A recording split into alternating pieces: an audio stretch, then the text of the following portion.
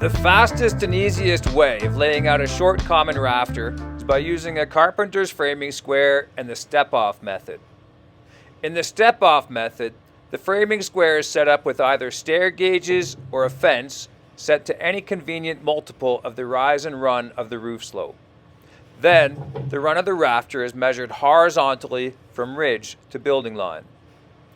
In this example, we'll use a rafter cut to a 1-to-2 slope and a 500 millimeter run. The first step is to find a multiple of that 1-to-2 slope that conveniently fits on one of our 400 by 600 framing squares. Multiples include 150 to 300, 200 to 400, or 250 to 500. All of these would fit the bill. We'll use the 150 to 300 for this example. This is a framing square with a fence that takes about 3 minutes to make out of an offcut and a few screws. If you've been using stair gauges, make yourself one of these. You'll never go back. Before turning a piece of lumber into a rafter, sight along the edge and look for an edgeways bow or crown in the board. Rafters and floor joists should be installed with the crown facing up so that their weight tends to straighten them as they sag. Start the layout by marking the center line of the ridge. Then, without moving the square, measure off the horizontal run of the rafter. In this example, the run is 500 millimeters, so I'm counting off 300 millimeters, making a mark, stepping the square along until the zero aligns with that 300 millimeter mark, and then counting off another 200 millimeters for a total of 500. This is the location of the building line, which I'll mark with the plumb line. The plans show a projection of 150 millimeters past the building line, including a 38 by 89 rough fascia. To mark that, slide any convenient measurement to the building line. I'm using the 0 in this example. And then measure 150 millimeters past the building line and put a tick mark. A plumb line here shows the outside face of the rough fascia. Next, we'll figure out the height above plate and mark the seat cut of the bird's mouth. If you're using wider rafter stock, you'll probably make the seat cut equal to the width of the top plate.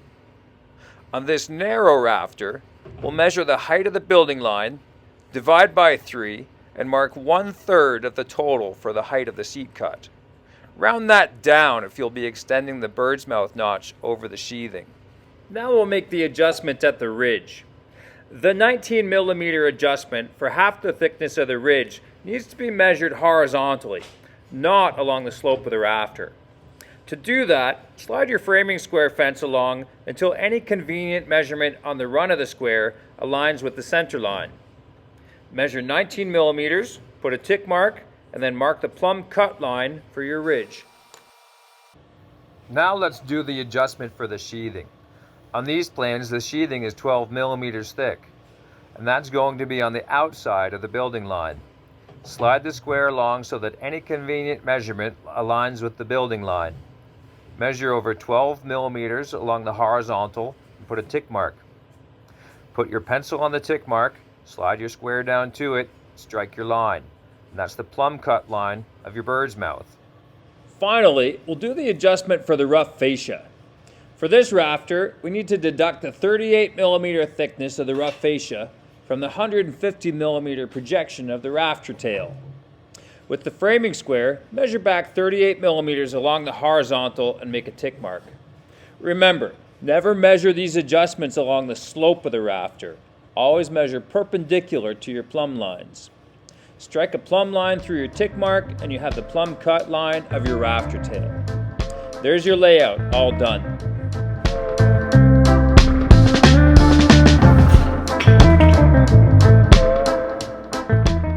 To test your layout, cut 2 rafters and stand them up on your wall plates with a piece of 2x in between them to represent the ridge. If they're good, use one of them as a pattern and trace the rest.